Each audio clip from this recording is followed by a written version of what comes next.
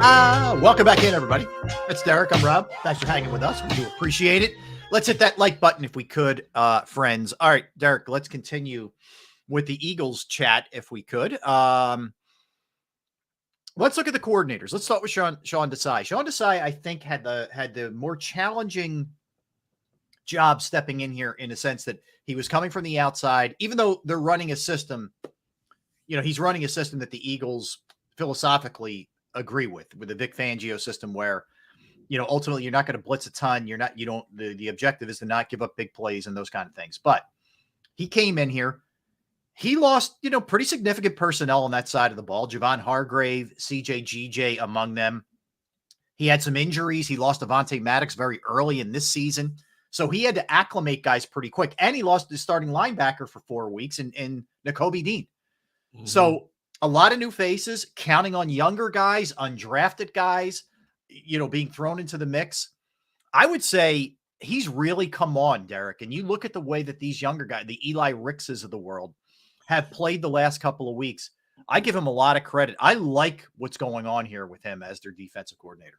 Yeah. He takes over a situation. He walks into a situation where this historically was one of the best Eagles defensive performances in history off of 2022. He's coming in with 5 new coaches and, of course, a defensive guru assistant that he's collaborating with. The roster has turnover. You've got to integrate certain new pieces as well as certain young holdover pieces. You go through the trials and tribulations from OTAs in May through training camp to figure out what you have and how you want to implement it. Every week with him. And then, of course, your secondary, while your corners are veteran-laden, your safety position, you have a lot of young talent you're trying to sprinkle in as well. It has been an evolving process for him week to week. There has not been 1 week since the first week where you've had the same collection of players that you have to put on the field. And you've also had to rely on youth and inexperience to help you along the way. Mm-hmm. And has it been rock solid? No, but it's been effective. It's got big moments when it's had to. It's more of the bend but don't break. Now, the aspect of shutting down the run as well, if not better than what you did a year ago, kudos to him. Right. We knew Jalen Carter was going to be good. We had no idea it was going to be this good, this quick. Right. We had no idea that the transformation of Jordan Davis from last year to this year would be 100% better than what we thought it would be. Yeah. So he's had that luxury and to build around that. And to constantly flip the script on pieces, not knowing week in and week out who's available, who's not. And that includes not having Jalen Carter for a game. Sure. I think he's done a more than commendable job. You look at his defense's overall numbers, middle of the road in a lot of ways, except the run defense, impeccable. But you've had to scratch and claw your way through games. Have you given up big plays? Absolutely. But you're playing teams that got big money players also. It's to be expected. But you've minimized the damage by making a play when you've had to make a play. And that's all you can ask for. So I think he's done a very commendable job with what he's had at his disposal. Me too. And again, I think he had the harder job with just so much turnover on that side of the ball. The great thing is when you have foundational pieces like Sweat and Reddick and Fletcher Cox is rejuvenated, like all that stuff helps. Don't get me wrong. You still have Bradbury and Slay on the back end, but there were a lot of pieces that had to sort of be filled in the middle there, and that kind of thing. And I think he's also put his own twist and turns on this thing. He's a little bit more aggressive than Gannon, it feels like, to me. And picks and chooses his spots a little bit more, I think. And to do what he did last week, and maybe some of this is recency bias on my part, but to do what he did against Miami last week was awesome. Yes. You held them below average in everything that they had done. Absolutely. Like, in a big way. Absolutely. This should be a week, Derek. They get 5 sacks again. I agree. This team and this quarterback. So considering Sam Howell's been sacked, 40 times? Yeah. In 7 games? They should feed. I'm looking at how the Giants defensive front was feasting on Washington's offensive line. If you set an over under at 5, I might take the over in this game, to be honest. And this is including Sam Howell. He put a scare into him the first time he played him. But see, now they have film on him. And now you've added Kevin Byard to the equation as well. So now you got another piece you got to fit into the equation. Mm-hmm.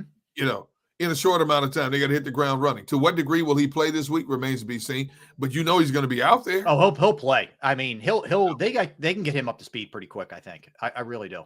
Yeah. Everything we hear about him is how smart this guy is. Yeah. So I don't have any doubt about that. He can, to some degree, he'll help you this week. I think so. But this is the perfect scenario for them to integrate a new player. And even if they don't have Blankenship again this week, them playing Washington, a Washington team that's now disgruntled, lost 4 or 5. Dude, you look at I put the stat down. I said, wow, I didn't even look at it like this. But you look at the losses Washington's had, the 4 losses, they gave up 37, 34, 40 points to the Bears, and then turn around and only score 7 against the Giants. And then you hear players come out, one of the leaders come out, bleep this, bleep that. We better get our bleeping this, up to speed. Excuse me. This is a team that's in a state of disarray. And instead of focusing on just playing the Philadelphia Eagles in a key divisional matchup, you got guys grumbling amongst themselves now about what they're not doing. Another game, you got an offensive line that's trash, a young quarterback, and a team that's disgruntled that has lost 4 of the last 5. It's a perfect storm for the Eagles to go even on the road. And even though we know Washington felt we hung with this team for 4 quarters and we let them off the hook, now they've got to come to our backyard. This is the advantage Eagles. Eagles are just focused on playing football and trying to stay the best record in the NFC. Washington's trying to figure out who they can count on in big games. And the shame of it is, Ron Rivera is a good man, and he's been a really good coach. It's pretty obvious he's on the hot seat, and he's a lame duck, right? I mean, he is going to be out of there at season's end. The question is, do they do a full clean sweep, with new ownership, or is it Eric Bieniemy's job? I don't know. We'll see. But that's the other part you have to take into account. Like they're just not in a healthy spot. That team, they're in a spot. They're in trouble. Like this is teetering on a couple more losses to go into oblivion if you're Washington. If this thing continues on the present course, Rivera may not make it to the end of the season, to be honest. I agree with you. I agree with that. When your new owner came out and said, well, is Ron Rivera's job safe? Well, it's about winning. That's all you need to know. Yep. That's all you need to know. Yeah, they're not even doing the false, fake sense of support kind of thing that you get sometimes. Hey, also, when we pass this along, A.J. Brown, the Offensive Player of the Week in the NFC. He's the first Career Player of the Week award. It's the first Career Playoff of the Week award since Jeremy Maclin won it at the receiver spot. So good for him. Good for him. He did well deserved. Yes, rightfully deserved by what he's been able to do the last 5 weeks. No question. All right, so let's go over to Brian Johnson then, Derek. I still feel like this is how I would describe a work in progress. We're seeing some good things. I think they finally figured out Dallas Goedert and good usage for him. Obviously, there's a great connection with Jalen and A.J. Brown. You still have that strong offensive line, but they haven't been good enough in the red zone. Jalen hasn't felt like a real sort of rhythmic season for him for whatever reason. I think they're being cautious with him, which, some of that you can't lay on the feet of Brian Johnson. I think that's coming from above him. Let's be a little bit more careful, less RPOs, all that. And maybe that's hurt them a little bit, but it just seems like the offense is maybe getting there, but not there yet. We knew that coming in. We knew Brian Johnson wanted to put his own signature on this offense. And when you haven't been a play caller, and when your head coach out of the gate says you're calling the plays, you've got to figure it out. Yeah. You've got to figure it out. And has it been jagged? Absolutely. Mm-hmm. But when you have the weapons at your disposal, and let's face it, people have grumbled. We've all second guessed. Why is it not as fluid? It's the same offensive personnel they had a year ago. Outside of the right guard, why is it not as fluid? You have a different play caller. Look at what Shane Steichen is doing in terms of calling plays with Indy with lesser talent, but he has that experience of being a play caller. Yeah, he gets the chess matches. He sees things maybe a little quicker. and a little bit more to his favor than a Brian Johnson. It takes time. Yes. But when it's not as fluid and you're still one of the best offenses in the league, you're still 6 wins plus 1 win minus, that's a good place to be. And when the bye week comes up, Brian Johnson will sit down and he will evaluate everything they've done through the first 9 games. And I expect to see some adjustments in how he calls the game with them coming out of the bye. But you're navigating choppy waters right now. Right. The best thing about it is most of the teams you faced outside of Miami are not up to your equal. Yeah. Okay. I agree. You face some tough defenses, and you found a way to beat them. You found a way to overcome them. When you're talking about Belichick, look at what, we talk about Brian Flores and the Vikings defense is trash. Look what the Vikings defense just did against the 49ers. Yeah, no kidding. Brian Flores is an excellent defensive coordinator. I know people don't quite get that, and he doesn't have the personnel yet in Minnesota, but that guy's is a stud defensive coordinator. I agree with you. Now Robert Saleh got the best of you, but Robert Saleh is a heck of a defensive coordinator. Yeah. Todd Bowles is a heck of a defensive coordinator. Raheem Morris, very good defensive mind. So the chess match has been a little bit more difficult. In a lot of ways, it's been advantage DC's, but you still found a way to get it done. You've had some great moments because you have great talent on the offensive side of the ball. And even when it's not fluid, it's still exceptional because of the overall personnel, the best offensive line in the game, a trio of running backs that could be considered second to none. What probably the best 1-2 wide receiving punch in the National Football League, one of the top 3 to 4 tight ends in the game today. You walked into a gold mine of talent. It's not like you and OC walking in the coach Houston or Carolina or one of those teams. You walked into a gold mine of talent. All you have to do is figure it out. And he's figuring it out. And you have the architect of that offense mentoring you as you go along as well. So I expect Brian Flores to get better and better each and every week. I do. I haven't seen anything from him to say, oh my God, this was a mistake. This guy's not up to this or any of that. This is a matter of the same slack you'd give a head coach, the same slack you'd give a player. It's the first time he's doing this at the NFL level. You have to give it some time. And I think so far he's been fine and he's growing. I do. I didn't think we'd be saying this either, Derek. Props to Michael Clay for the special teams. They're better. They are. I mean, Covey's punt return average is good. Braden Mann has stabilized the punting position. He hasn't been great, but he's been better than Sipos. Yeah. And, Jake Elliott, we know, is very good. And I don't feel like they've given up a lot of returns in the punt game. No, you don't usually get a lot of opportunities in the kick return game, but the punt return game, they've been fine. They haven't been gouged in the return game. I believe Covey is still leading the league in terms of yards per return average.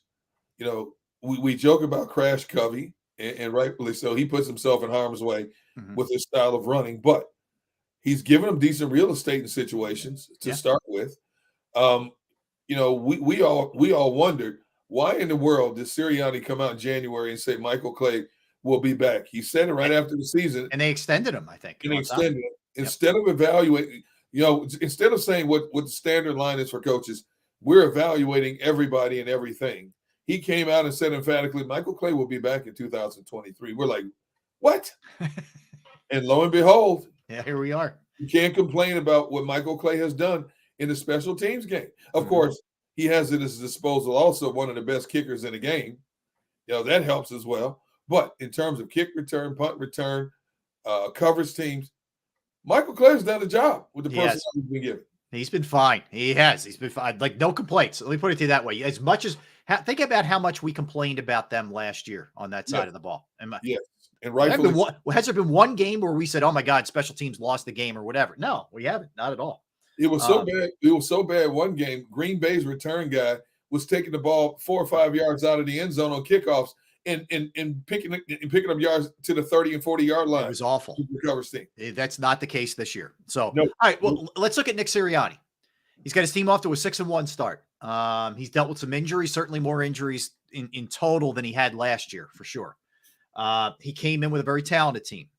That's also, a fact. But it's not easy, as we talked about, getting your team back up that following year after you lose the Super Bowl.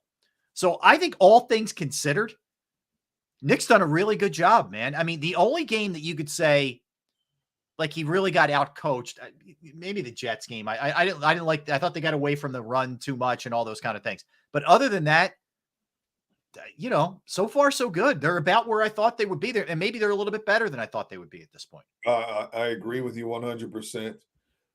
Nick Sirianni has these players believing in him, believing in what he does. He can come down on them when he has to. He can be one of the boys. You see him in practice, jaw jacking with the players, joking and laughing. But you also see him when he has to get in people's faces on the sideline. He's not bashful about that. And, you see a lot of players, you get to certain points at crucial points of a game, you'll see him turn around and start jaw jacking at the coach. You don't see that with the players on the sideline here. You don't. No. I think this team has the utmost respect for Nick Sirianni. The players that I've talked to love him. They love what he does.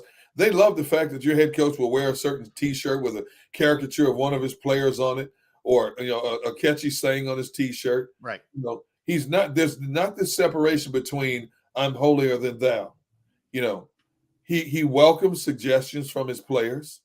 He has his player committee, and I think that's huge. I think that's huge with any coach, is that you have a group of players that are veteran players you identify as leaders in that locker room. You have weekly meetings with them. Okay, give me the pulse of the pluses and the minuses, and not just letting it fall on deaf ears, but taking actions to make it even better. As good as it is right now, Nick Sirianni is always looking to make it better for his team. He respects his veteran players, giving them time off during the season. That's huge. Yep. He knows when to push and when to pull back. And on the sideline, he's as animated as any coach in the NFL. But he's real. Everything about him, from what I've heard, is genuine. There's nothing fake. He's the genuine article. And the players respect that. I agree with you. I think he's got a great pulse for these guys. I think he knows how to connect with people. And that's, look, you got to be able to X and O to an extent. I get all that. You need to be able to delegate. You need to be on top of game plans. All that stuff is obviously huge. But I think you also, Chip Kelly's a great example. You have to be able to connect with players and people if you're in a position of management or you're a boss. And I think that's one of the things Nick does very, very well. He's fiery, yes. But I think also players see through somebody who's fake. And if he was like super fiery dude behind the scenes and this stoic guy on the sidelines, there's something disingenuous about that. And I think that they really do respect that and appreciate him, appreciate that about him. And I think the biggest thing for me is it feels like every single week this team is up for whomever the opponent is. Like this week could be a little bit of a challenge because Washington's not playing well necessarily. You're coming off a big win over Miami, and Dallas is on deck. So there could be sort of a weird in-between thing here. But I don't think that'll be the case. I think they'll be ready. I do. I think they'll be ready for Washington. Here's what helps also, Rob. Sirianni came in his first year. It was rough navigating. Started 2-5. Sure. Turned around a team in his first year, got them to the playoffs. Second year gets them to the Super Bowl. Third year has them with the best record in the NFL through 7 weeks. Right. Winning helps a lot of things in terms of getting players to believe in you, to buy into what you're selling.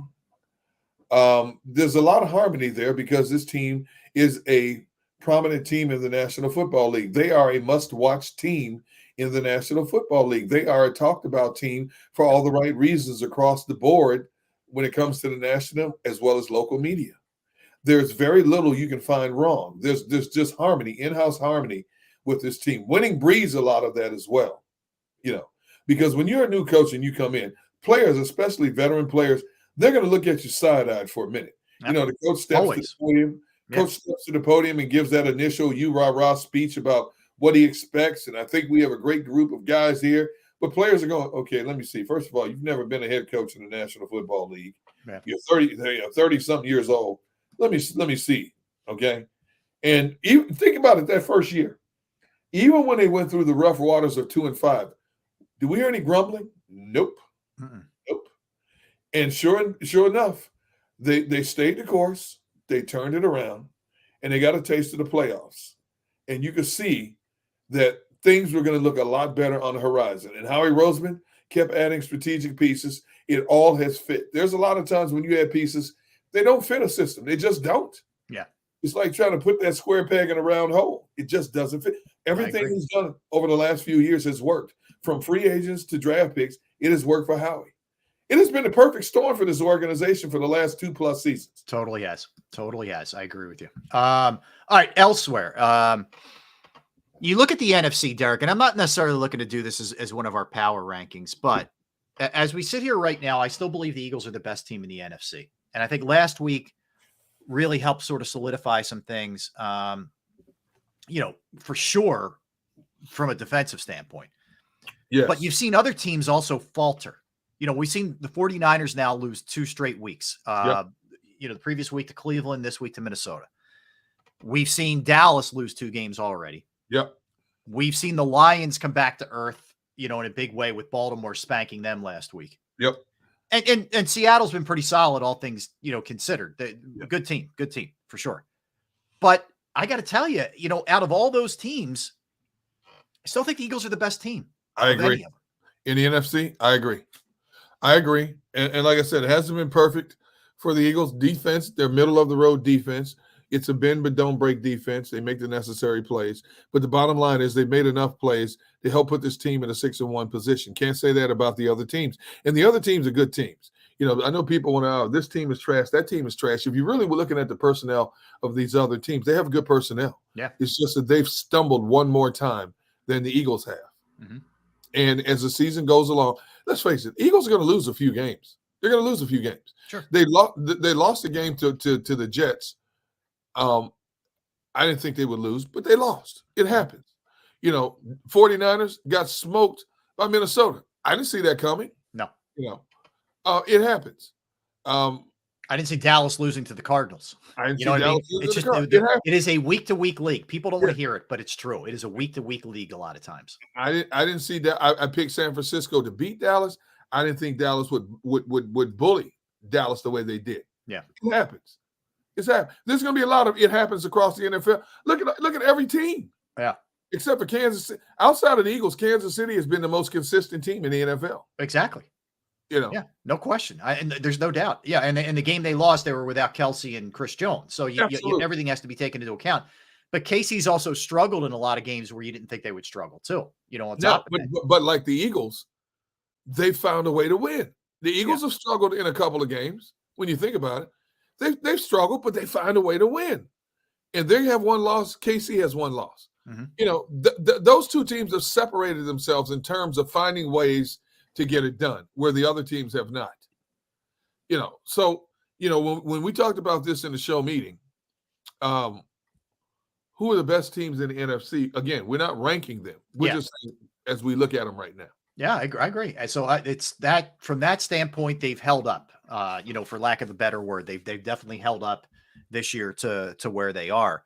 I mean, and it's not to say there aren't areas of improvement that they have to hit. I mean, we talked about the turnovers with Jalen Hurts. He's got 10.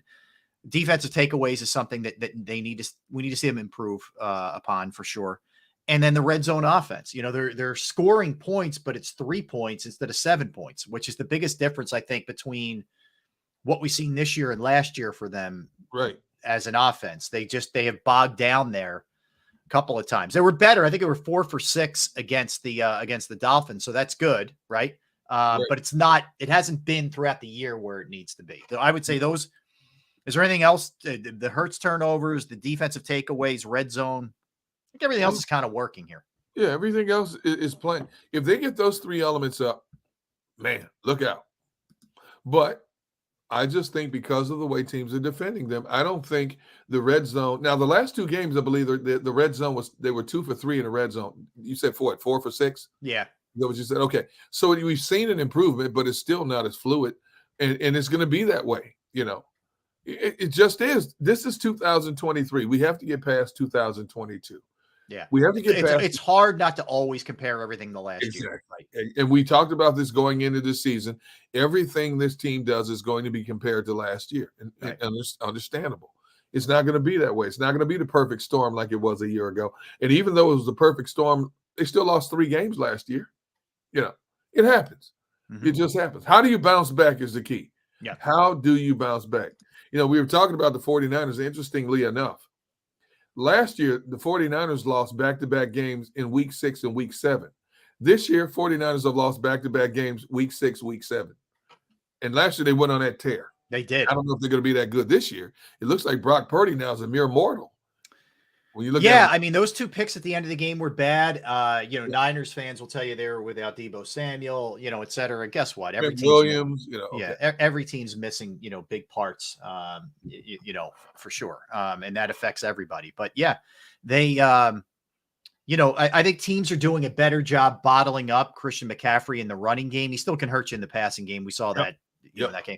But they've done a better job there. Purdy's looked a little bit more human. They haven't really gotten Kittle going in a huge way this season as a team either. He hasn't really gone crazy yet, too much for them. So, right. Yeah, well, Purdy's the real one to keep your eye on going forward. I just can he continue to play at that high level? We'll see.